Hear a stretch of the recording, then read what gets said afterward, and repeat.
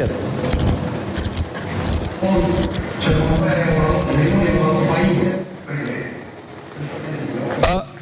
Luan, është koha jote, të lutëm, vazhdo me pyetjet.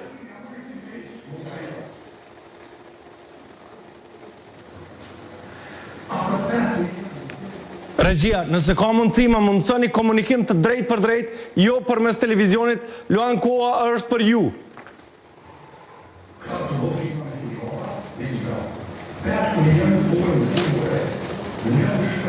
Regjia, është duke e dëgju, po është duke e dëgju uranin e i cili, do më thënë, është me sekonda vones për shkak të transmitimit që po e merë përmes internetit. Më mundësoni linjë të drejt për drejt me shtabin e AK-s. Ju lutëm, Regjia.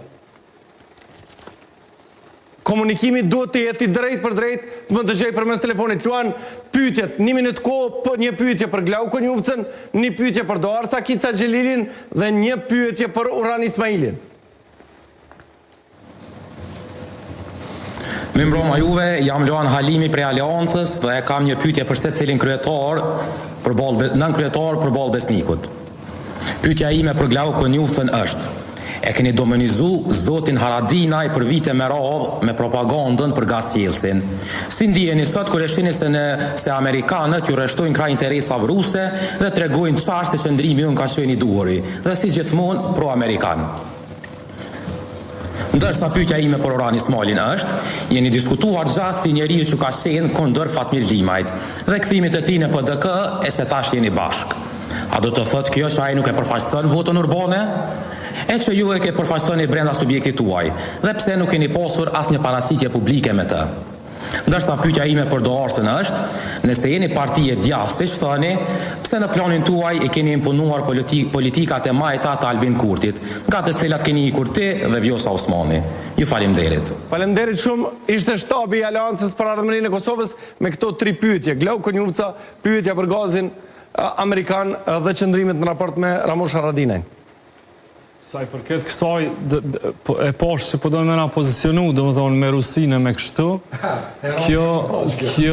kjo menaj që është një propagandë cila shumë letë demantohet, sepse Shtetet e Bashkuara të Amerikës e kanë armik, kundërshtarë, dhe kush është me Rusinë, nuk i shesin armatime, edhe nuk bojnë që është bashkëpunimi maj mirë në aspektin sidomos ushtarak të Republikës Kosovës me Shtetet e Bashkuara të Amerikës.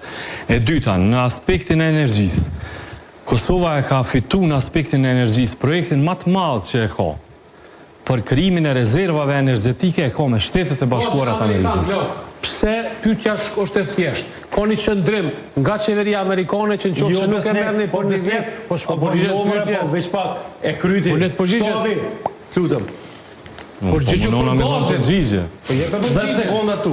Do me thënë, sa i përket kapaciteteve tona energjetike, që jemi të i ndërtu, ato, menoj që për një 2-3 vjetë, kam u rëmbullaksu në një parafërsisht, ne themi 300 megawatt, që janë 120 megawatt, që është kategoria e parë, janë prej kësaj që ka të bëj me modernizimin e të 2 bloqeve.